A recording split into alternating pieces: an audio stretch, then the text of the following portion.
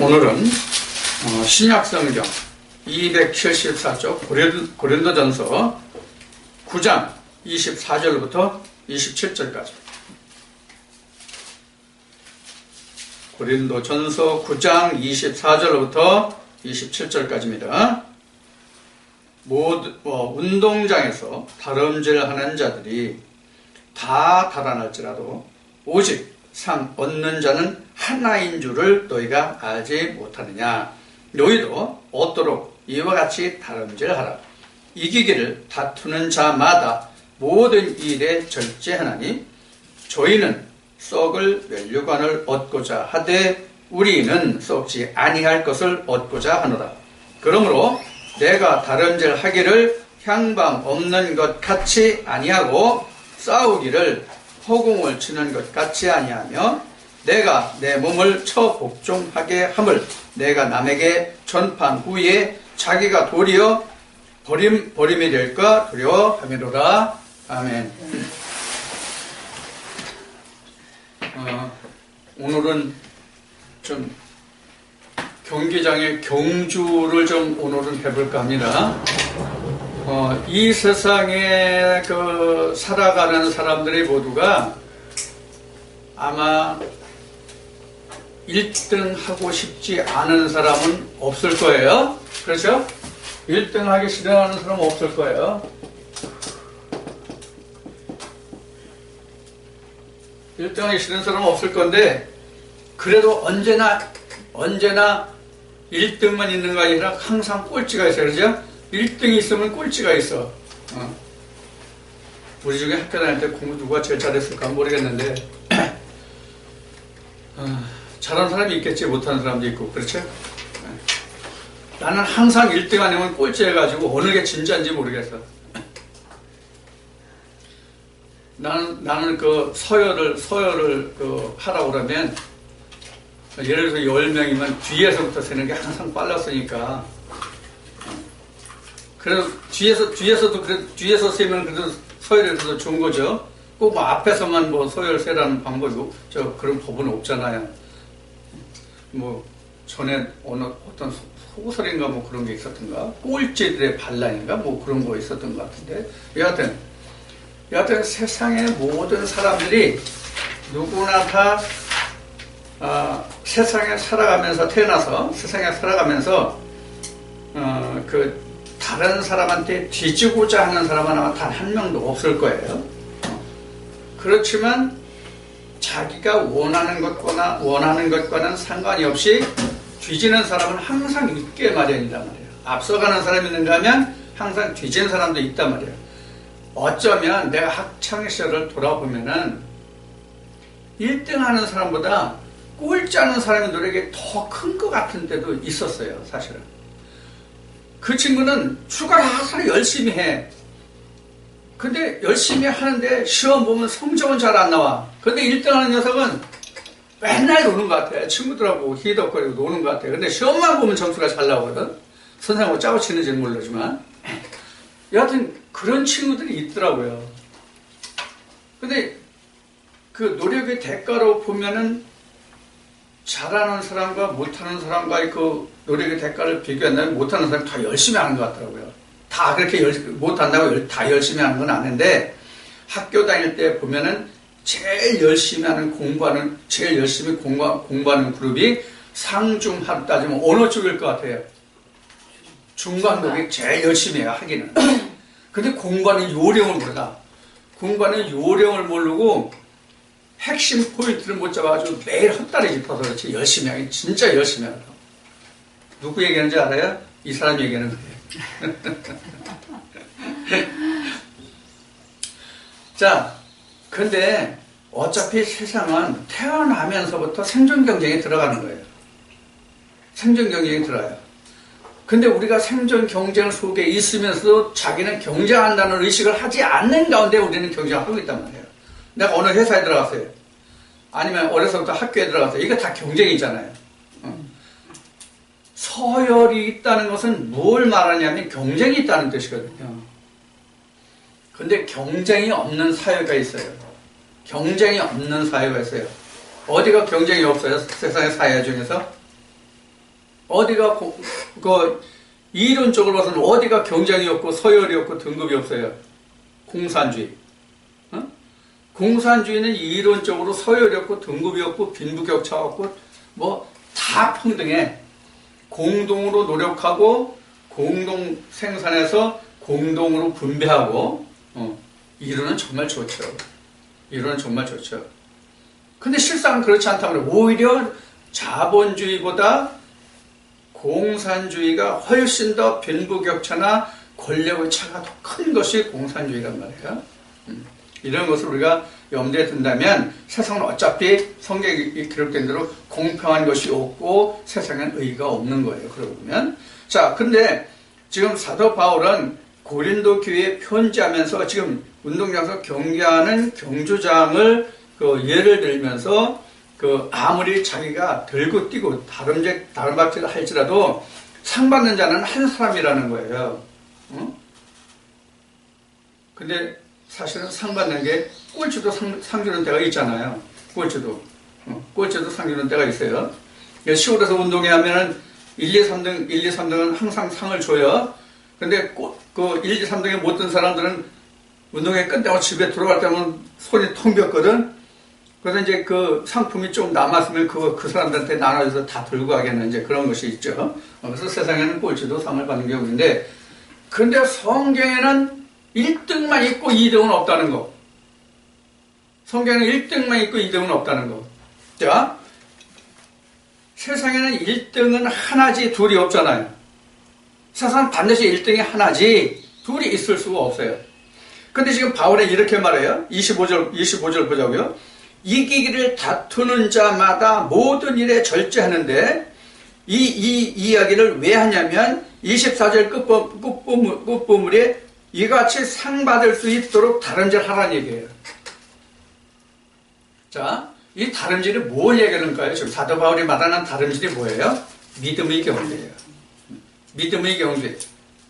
자, 그럼 믿음의 경주에서 1등 하는 자, 그 자가 상을 받는다고 한다면 지금 어느 교회 인원이 어느 교회 그 사람이 100명이야, 200명이야, 아니면 1000명이야, 10,000명이야. 거기서 1등만 상 받는다 그러면 여러분들 어느 교회 가고 싶어요? 나 혼자 출석하는데 교회 가면 그 사람 다 상 받아. 세상적인 이치로 보면 그렇죠. 1등만 상 준다고 한다면, 1등만 상 준다고 한다면, 한 사람 있는 교회 가야 돼. 한 사람 있는 교회. 근데 한 사람 있는 교회 가도 문제가 있어. 왜? 목사가 있잖아. 목사가 있고, 한 사람 왔으면 성도가 한 사람인데, 누가 1등 할 것 같아?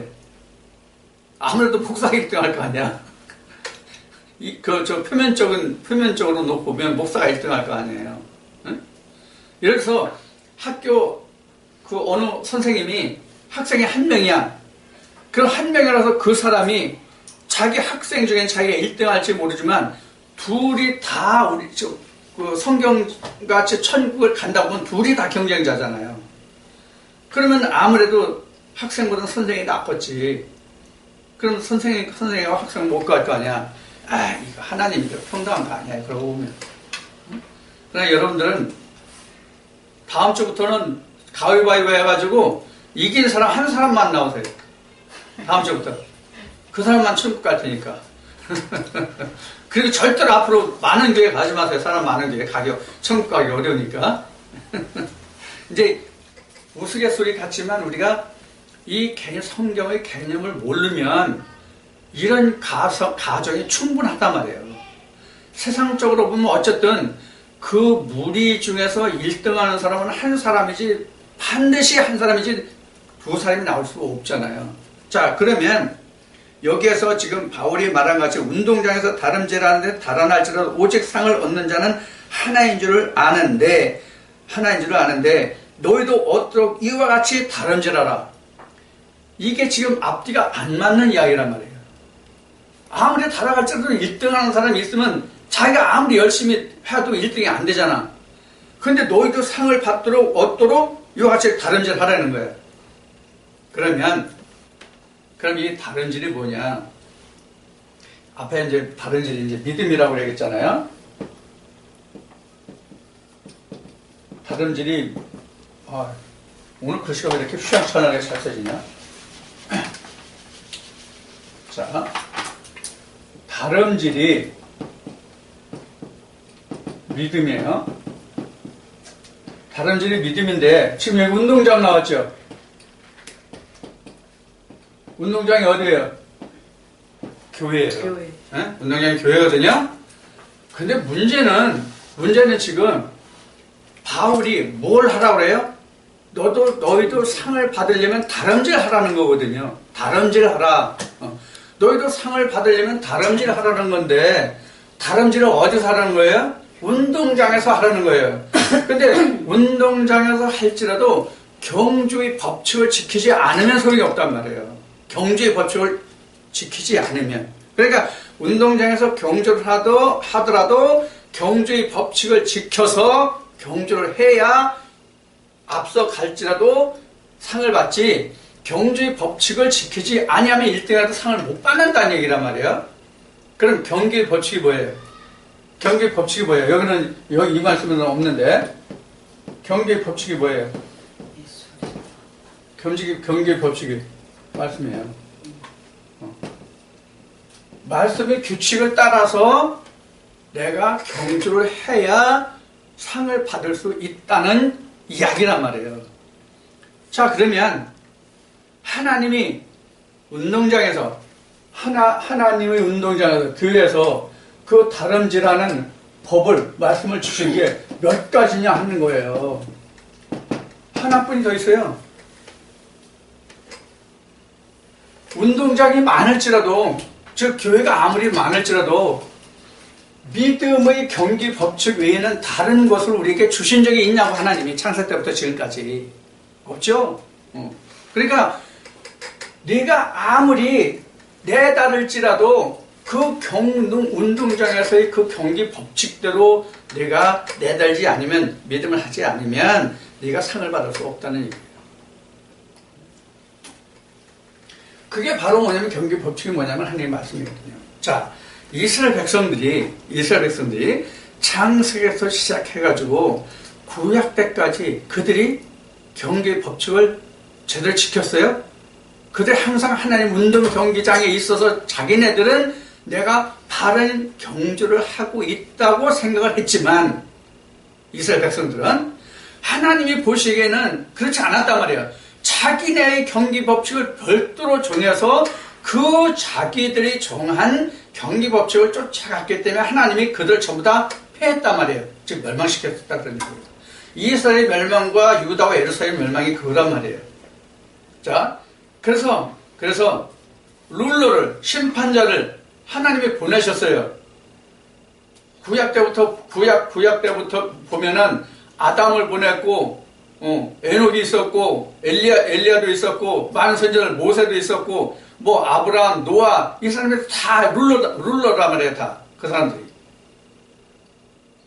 근데 그들이 그 경계장의 법칙을 정하고 그 법대로 심판하고 감독해야 할 그들을, 실제로 하나님의 택함을 받았다는 그들은 어떻게 했느냐 말이에요. 이게 바로 경계의 법칙을 지키지 않는 거란 말이에요. 그래서 지금 바울이 여기 말하기를 이 길을 다투는 자마다 모든 일에 절제하느니 저희는 썩을 면류관을 얻고자 하되 우리는 썩지 않을 것을 얻고자 합니다. 이게 썩을 면류관과 썩지 않을 면류관이 누가 정한 거예요? 룰러가 정한 거예요. 근데 우리가 보이는 룰러, 심판자는 사람이잖아요. 근데 그 사람을 역사하시는 누구예요? 하늘이신 하나님이시잖아요. 그래서 모든 성경은, 우리 특히 이제 구약의 출애굽 때 모세가 하나님께 늘 들은 음성이, 히브리인들이 모세를 대적하고 원망하고 막 그래, 불평불만하고. 그럼 하나님이 늘 모세에게 뭐라고 말씀하세요? 모세, 그거 걔들이 너한테 그런 거 아니야? 그거 나한테 한 거야. 그래, 혹시 너 죽었어? 하나님 늘 모세한테 그렇게 말씀하셨잖아요. 우리가 이걸 반드시 염두에 둘 사항이에요. 그래서 제가 지금까지 목회를 해오면서 그 보아온 것으로 보면은 아무리 우리가 진리 말씀을 삼하고 진리 안에 살아가고 말씀이 내 안에 있다 할지라도 어느 때에 내 마음에서 불평불만이 쌓여가지고 하나님을 손가락질하고 하나님께 욕하는 자는요 오래 못 견딘다는 경험이 있어요. 내게는.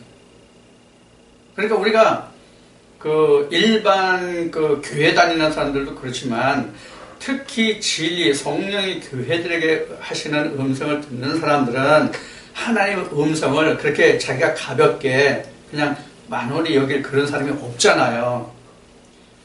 근데 내가 그렇게 해야 되겠다. 하나님을 대적해야 되겠다. 하나님을 만홀히 여기겠다. 값없이 그렇게 가볍게 여기겠다. 이렇게 생각하고 내가 의식적으로 내가 하나님께 대적하는 사람이 없단 말이에요. 이게 우리가 가장 무서운 거예요. 그래서 제가 전에 여기로 오기 전에 그 교회 사람들에게 이런 얘기를 많이 했어요. 진리 목사가 아니라 일반 진리를 알지 못하는 목사님들을 할지라도 그 목사님들의 말을 당신들이 청종해라. 만약에 그 사람이 합당치 않다면 네가 그 사람을 대적하지 말고 그 사람을 위해서 하나님께 기도해라. 이게 로마서에 나오는 말씀이에요. 지난주에 12장에 했던가요? 네가 원수 같기를 하지 말고 그 위에 숯불을 쌓아라. 바로 이거거든요. 그렇게 하면 절대로 당신에게는 해가 없다. 그래서 예수님들 그 당시에 제자들한테 그랬잖아요. 야, 바리새인들이 하는 거 하나도 그 말에 귀를 기울이지 마. 그런데 그들이 하는 행동은 너희가 주위에서 보고 그렇게 지켜야 됐단 말이에요. 이게 이제 예수님이 말씀하신 바 율법이 바리새인보다 너희가 더 낫지 아니하면 이제 이렇게 또 예수님이 풀어서 설명해 주신 부분이에요. 그래서 우리가 하나님의 말씀을 들을 때 그 말씀을 내가 어떻게 듣느냐 하는 거예요. 바울이 말한 같이 사람의 말일지라도 그 말을 하나님의 말씀으로 들으면 받는 사람은 절대로 해가 안 돼요. 근데 그 말을 자의적으로 했다면 그 자의적으로 한 사람이 오히려 하나님께 징치를 받는다는 것을 여러분들은 꼭 명심하시면 됩니다. 그러니까 단에서 나가는 말씀은 쉽게 말해도 안 되고 그 말을 또 듣는 사람은 가볍게 들어도 안 된다는 것을 여러분들이 이해를 하셔야 됩니다. 그래서 지금 바울이 말하는 것은 네가 운동장에서 경기에서 상을 받기를 원하면 모든 일에 네가 절제를 해라. 절제를. 이 절제라는 말이 사실은 이게 어려운 말이에요. 이게 내가 오늘 놀러 가고 싶었어. 오늘 가족하고 친구하고 아니면 어떤 그 친목회라든가 이런 데서 뭐 연휴가 있고 그러니까 뭐 이번에 한번 놀러 가자 이렇게 한번 얘기가 있었다고 그럽시다. 그러면 거기를 가야 할지 말아야 할지 그 망설임의 경우가 생기잖아요. 사람이다 보니까. 그래서 이런 그 일이 있을 때 우리가 절제한다는 것은 이게 그렇게 쉬운 얘기가 아니거든요. 그래도 놀러 가는 거라도 절제하기가 쉬워요. 제일 어려운 게 난 먹는 것 같아요. 먹는 거. 먹는 건 절제하기 힘든 것 같아요. 그저께인가 같은 경우에도 속이 안 좋아가지고, 제가 속이 안 좋아가지고, 좀 가벼운 음식을 먹었는데, 먹으면 안 되는데도 자꾸 먹고 싶은 거야, 이게. 먹으면 분명히 힘들고 탈이 더 힘들어지는 걸 알면서도 이게 자꾸 먹고 싶어서 결국은 저녁에 조금 먹었어요. 그래서 또 먹고 또 약을 먹어서 그냥 무사히 지나가긴 했지만, 이렇게 사람이 절제해야 된다는 것을 알지만 실제로 내가 그걸 행동으로 옮긴다는 건 간단한 것 같으면서도 그게 쉬운 것 같으면서 그렇게 쉽지 않은 게 절제란 말이에요. 특히 믿음에서는 그래요. 믿음에서는 더해요. 왜 그런가 하면은 지금 먹는 거 예를 들었잖아요. 먹는 건 눈에 보이는 거니까 자기가 절제하면 절제하는 게 보여요. 근데 믿음은 보이지 않기 때문에 절제하는 것이 드러나는 것이 사실은 없단 말이에요.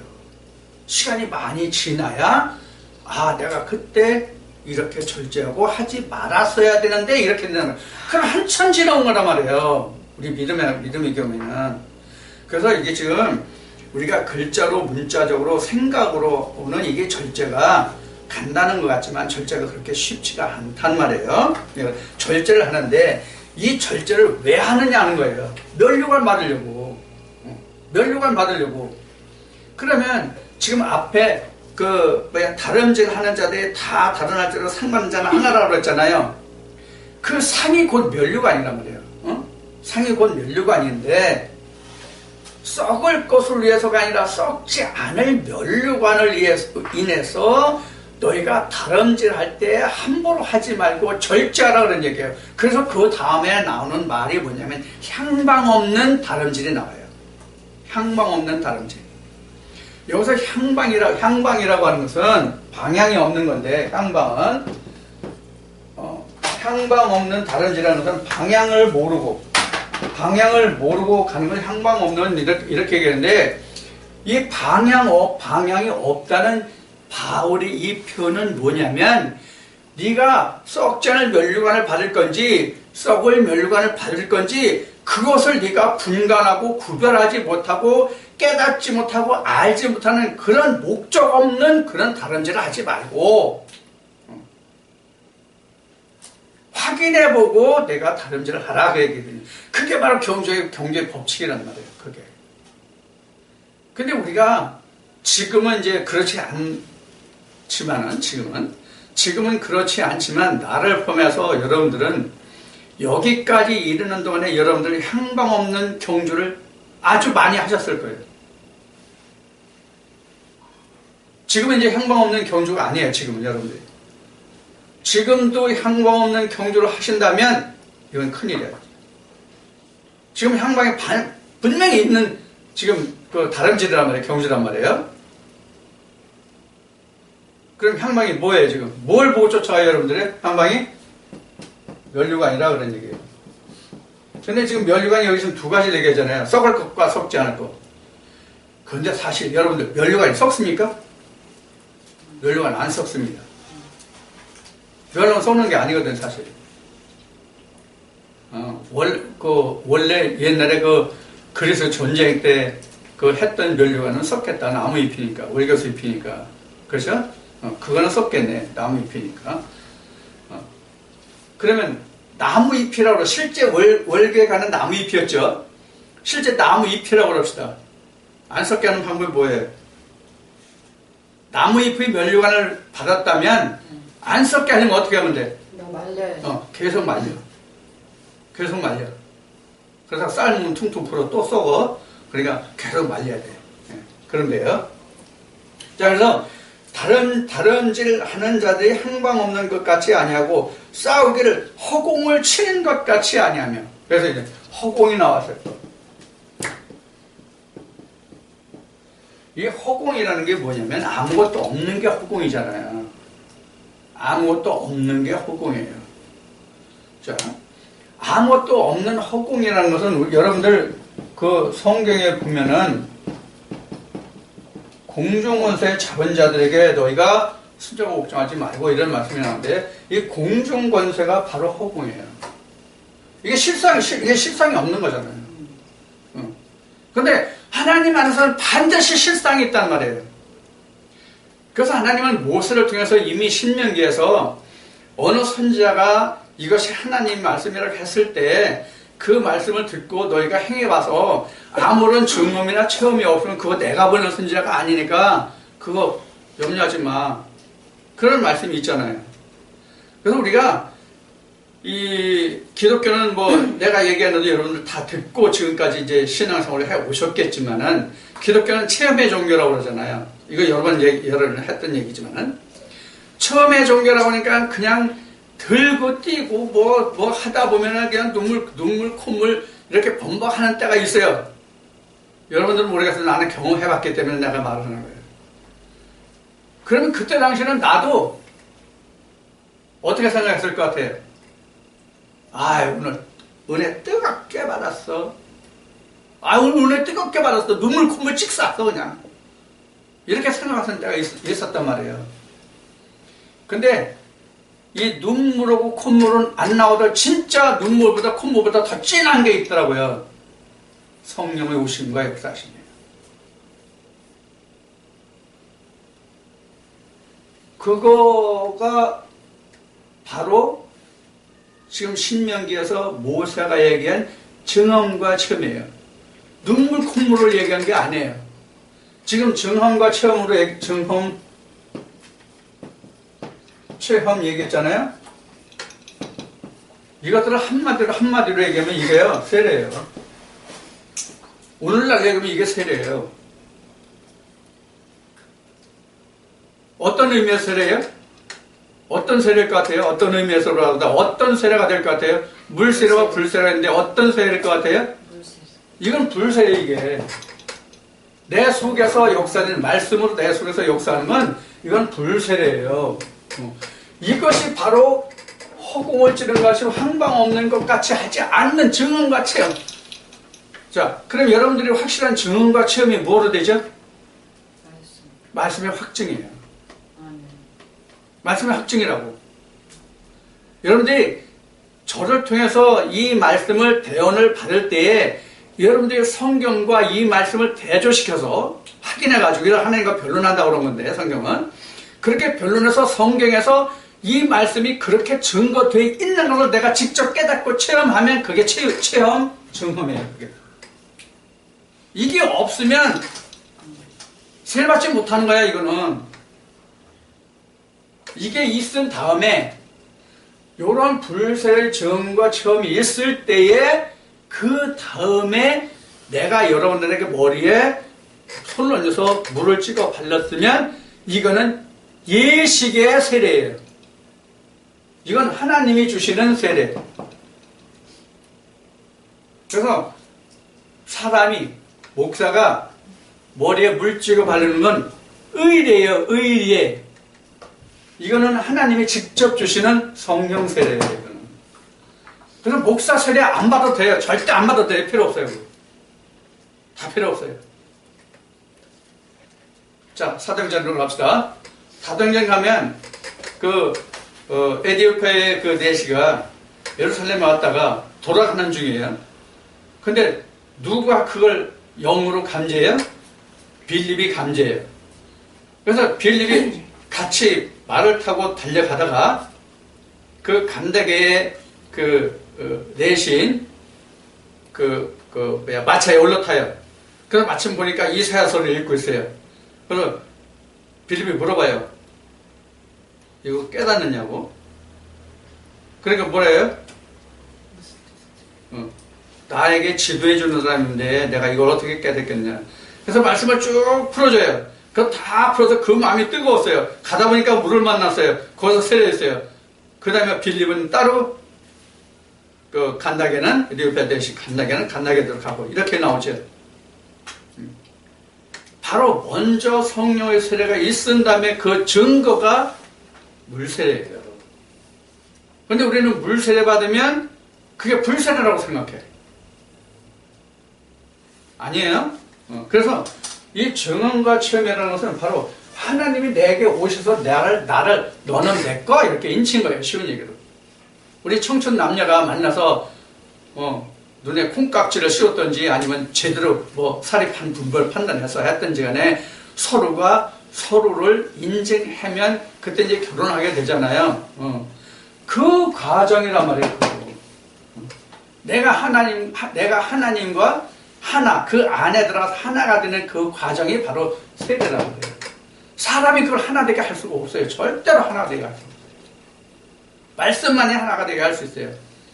그래서 창세기 2장에서는 하나님이 짝지어준 것을 사람이 끊어놓을 수 없다, 떼놓을 수 없다 된 거예요. 그 오늘 결혼식장에서 교회 목사님들이 주에 보면 단골메뉴죠, 그게. 성령 주지도 않으면서 하나님한테 시집도 안 보내줬으면서 사람이 못 되놓게. 이건 얼마나 잘해. 하나님이 짝지어줬는데 성경은 못 되놓는다고 그러냐. 어떻게 사람을 이렇게 잘 이기원해. 자, 그래서 지금 이제 여기 1등 한다는 말이 24절에 보면 상 받는 자는 그 하나인 줄 아는 게 상 받는 게 1등이라는 말은 없지만 달려갈 때도 한 사람만 상 받는다는 뜻이 바로 1등이잖아요. 자, 그러면 지금 여기서 증언과 체험이라는 말까지 하는데 증언과 체험이 있는 사람이 1등한 자예요. 그 순간부터 내가 1등한 자예요. 이렇게 된 상태에서 달려가는 게 향방이씨 달려가는 거예요. 허공을 치는 것 같지 않은 거예요. 그런 경주예요. 그러니까 우리가 이 믿음 생활이라고 하는 것은 자기가 확신한 바가 있어야 된다는 거예요. 근데 그 확신하는 바가 두 가지잖아, 우리가. 크게 따지면 두 가지예요. 내 마음으로 사람의 말로 확증하느냐, 하나님의 말씀으로 확증하느냐, 어느 것으로 확증하느냐예요. 지금 사실 뭐 교회뿐만이 아니라 모든 여타 종교에서도 그 결과를 자기네들이 어떻게 하기 때문에 그 종교에 따라가는 걸까요? 그 결과를 자기가 수긍하기 때문에, 그 결과를 인증하기 때문에 따라가는 거란 말이에요. 암묵적으로. 교회 다니는 사람들도 궁극적인 목표가 뭐예요? 천국이라는 목표가 있잖아요. 그 천국이라는 목표를 자기가 지금 보지 못했어도 그 천국을 암묵적으로 확증하고 가기 때문에 어느 교회든지 출석하는 거란 말이에요. 확증이 안 되면 가게에서 안 가서 나부터도 안 가. 그게 있다고 자기 자신이 생각하고 믿기 때문에 확증하기 때문에 가는 거란 말이에요. 그러면 지금 말한 이 부분은 자기가 마음에 그렇게 된다고 확증하는 것뿐이지 실상은 없는 거죠. 그게 바로 허공이에요. 근데 우리는 아니란 말이에요. 증언과 체험이라는 이 실상이 있단 말이에요. 이것이 있어야만 허공이 아니고 향방이 있는 거란 말이에요. 이것이 아니면 그렇겠지, 그렇게 될 거야, 이거는 추측이에요. 허상이란 말이에요. 허상. 그게 공중권세란 말이에요. 공중권세란 말이 영어로는요 에어 파워예요. 에어 파워. 실상이 없는 거예요. 리일 파워가 아니란 말이에요. 에어 파워란 말이에요. 공중권세가. 그래서 우리가 지금 사실 기독교가 아닌 종교는 다 이제 그 에어 파워에 속하는 건데, 영적으로 보면. 근데 기독교만 사실 실상의 그 힘이 있는 거거든요. 그래서 하나님이 말씀하실 때 나 외에는 다른 신이 없다는 뜻이 바로 그런 의미예요. 나만 있는 신이고 다른 신들은 없다는 거예요.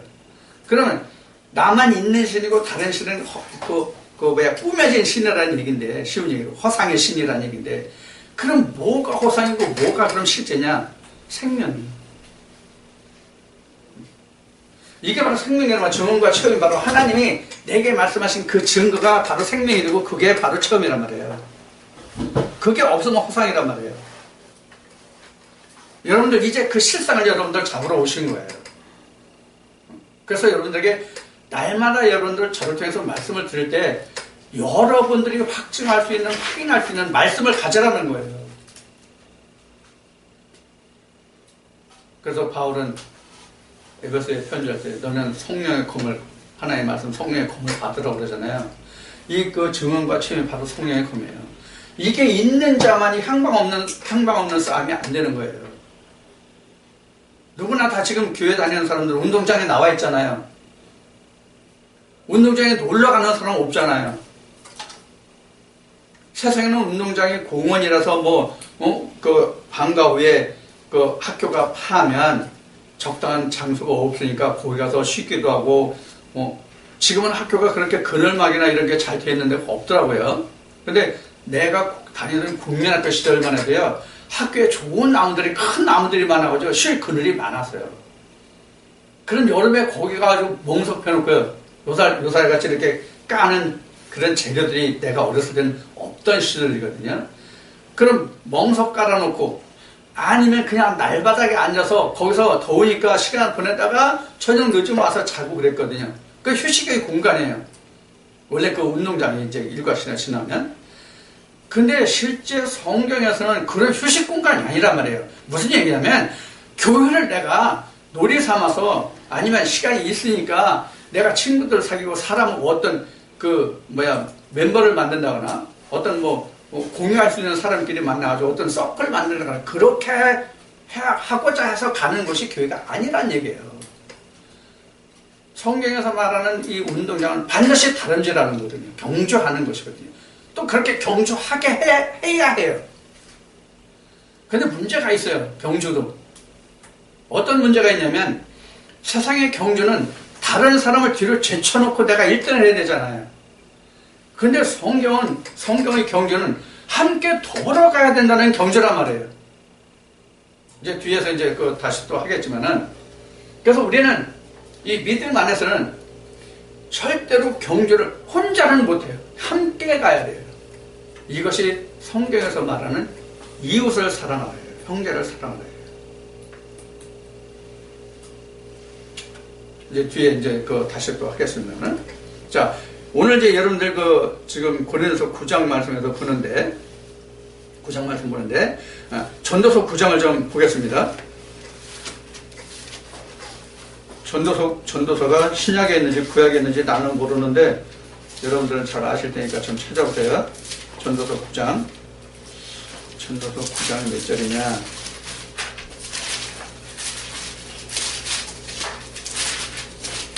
전도서 9장 11절이네요. 구약 성경 955쪽. 이 말씀을 보면 내가 돌이켜 해 아래에서 보니 빠른 경주자라고 선착하는 것이 아니며 유력한 자라고 전쟁에 승리하는 것이 아니며 지혜자라고 식물을 얻는 것이 아니며 명철자라고 재물을 얻는 것이 아니며 기능자라고 은총을 입는 것이 아니니 이는 시기와 우연히 이 모든 자에게 임함이라 이렇게 되어 있어요. 그러니까 내가 다른 사람보다 더 열심히 한다고, 아까 이제 중간 성적을 가진 사람들이 가장 열심히 한다는 얘기를 했지만은, 그런다고 해서 더 열심히 한다고 해서 내가 다른 사람보다 더 달리기를 잘한다고 해서, 즉 믿음이 더 좋다고 해서 선착하는 것이 아니다. 먼저 도착하는 게 아니다. 자, 그러면 이 말이 무슨 뜻일까요? 분명히 세상적으로는 다름질을 빨리 하는 사람, 경주가 빨리 하는 사람이 분명히 1등 할 거잖아요. 근데 지금 여기 잠언에서는, 전도서에서는 그렇지 않다고 그러네? 빠른 경주로서 선착하는 게 아니래. 그럼 늦게 가는 사람, 중간에 가는 사람이 선착한다는 얘기가 어떤 사람이 선착한다는 거예요? 왜 빠른 경주라도 선착하는 것이 아니라고 했을까요? 룰이 있다는 얘기예요. 룰이. 세상의 속담에도 이런 말이 있죠. 더딜지라도 제대로 해야 된다는. 세상에 바쁘면 어떻게 되죠? 속담 중에 지금 더한 속담이 지금 생각이 나는데, 자, 아무리 바빠도 바느질할 때 실을 허리에 매서는 못 쓴다. 그거 있죠? 그러니까 실을 반드시 꿰서 써야 된다. 실과 바늘은 말씀과 나와의 관계라고 생각하시고 여러분 들으시면 돼요. 그래서 우리가 하나님 말씀을 쫓아간다고 하는 것은 내가 경주자라고, 유력자라고, 지혜자라고, 은총 있는 자라고 모든 것이 다 먼저 가는 게 아니다. 근데 뭐가 있다? 룰이 있는데, 거기 지금 전서 9장에 보면 거기 뭐가 있어? 시기와 우연이 있다. 시기. 그 때를 만나야 1등하고 식물도 얻고 그런다는 얘기예요. 때를 만나야. 자, 여기서 원어로는 어떻게 나왔는지 모르겠지만, 이거를 뭐로 보냐면 이 시기와 때라는 것이, 우리가 여러분들 크로노스와 카이로스라는 얘기를 그동안 많이 들어오셨죠. 그러니까 카이로스가 있어야 빨리 경주하는 자라도 도착을 할 수 있고 때를 만나야. 그렇지 않으면 하나님 안에서는 내가 아무리 빨리 뛴다고 해도 소용이 없다는 얘기예요.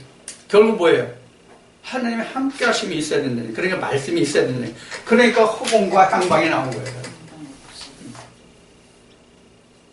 그래서 여러분들이 열심히 경주를 하셔야 되는데,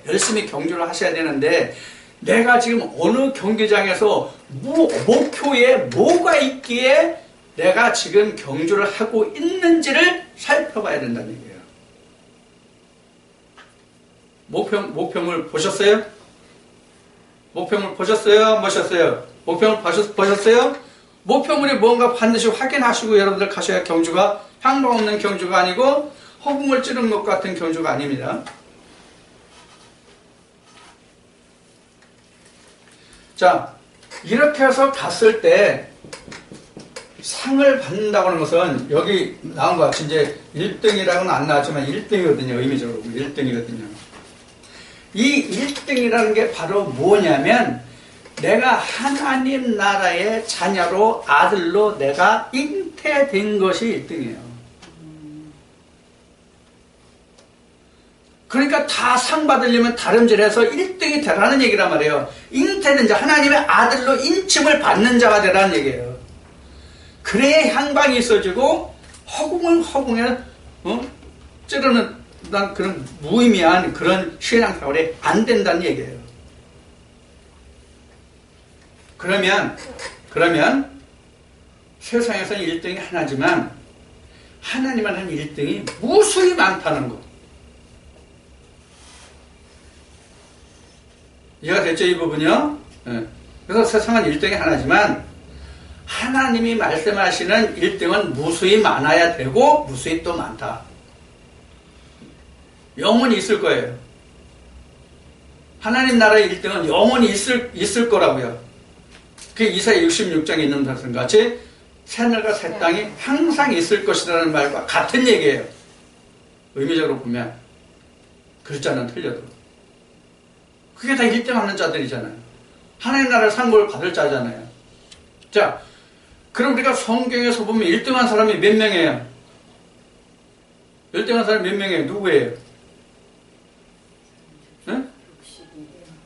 우리가 영적인 의미에서 봤을 땐 1등한 사람이 예수 한 명이에요. 예수 이외에는 1등한 사람이 없어요. 성경에서. 이거 무슨 뜻인지 여러분들 이해하고 들어요 지금? 응? 이해하고 들었어요? 응.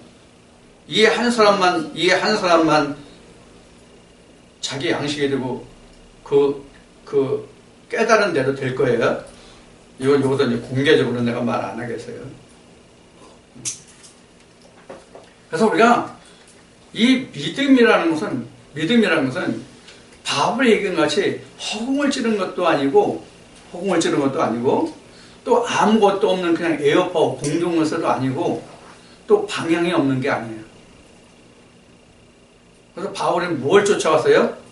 표대가 있다고 그랬어요. 내가 표대를 향해서 간다고 그랬어요. 그 표대가 바로 향방이란 말이에요. 그 표대가 바로 뭐냐면 면류관이란 말이에요. 썩지 않을 면류관. 그래서 우리가 지금 경기장에 나와서 경주를 하는 것은 1등 하는 자가 되기 위한 거예요. 우리 교회 다닐 때 여러분들, 저도 그렇지만 여러분들 이런 얘기 들었을 거예요. 아무개 집사, 아무개 성도, 또는 아무개 권사, 아무개 장로. 교회 너무 열심히 해. 그래서 단에서 목사님이 가끔 칭찬을 해요. 홍길동 집사님, 임꺽정 집사님, 그리고 그 춘향이 집사님. 저런 분은 저렇게 열심히 하는데 천국은 이미 따놓은 당상이에요. 이런 얘기 여러분들 못 들어보셨나? 나만 들었나? 그런 얘기를 많이 하잖아요. 그러면 목사님이 그 얘기를 하면 그 사람은 진짜 천국이 따놓은 당상일까요? 아니에요. 절대로 아니에요. 그건 성경적으로 표현하면 하나님과 당사자만 알아요. 하나님과 당사자만 알아요. 가장 정확한다고. 물론 물론 그렇게 된 사람은 그렇게 된 사람끼리 다 알아요. 이미 그 사람이 어떤 사람인지 알아요. 근데 일반적으로는 아무것도 모르면서 그렇게 됐다고 얘기하는 거예요. 그래서 지금까지 우리가 살펴본 바와 같이 우리 성경에서 2등이 없습니다. 성경에서 2등이 없습니다. 하나님 안에서 2등이 없습니다. 2등은 다 버려진 거예요. 1등만 하나님의 창조예요. 그런데 그 1등이 우리가 인간적인 차원의 사고방식으로 보면 많은 사람 중에 하나를 생각한단 말이에요. 1등이라는 것이 많은 사람 중에 하나를 생각하는데 성경에서는 모든 사람이 다 1등 할 수 있다. 즉 하나님의 자녀가 되는 것이 1등이다. 그런 얘기예요. 그러니까 우리가 교회 가는 것은 1등 하기 위해서 가는데 1등이 그냥 많은 사람 중에서 한 사람만 1등이다 그러면은 천국 갈 사람 1등 한 사람이 성경에 누가 있다고 그랬어요? 예수님 있다고 그랬죠? 그럼 예수님만 천국 갔으니까 우리는 아무리 믿어봐야 소용없어. 예수님이 이미 2000년 전에 1등 하셨는데 하나님은 한 분이고 그럼 천국도 하나잖아. 그럼 난 갈 데가 어딨어? 없잖아. 오늘 상황 종료하고 우리 전부 마칠까요? 이제 이런 얼떨랑토하는 이것을 가정에서 이것을 진짜 생각해 본다면 그런 결론이 나올 수가 있잖아요. 우리가 사람의 인간적인 차원으로 보면 그렇게 단정을 내릴 수 있는 그런 그 해석이 나올 수도 있단 말이에요. 그래서 뭐가 나와요?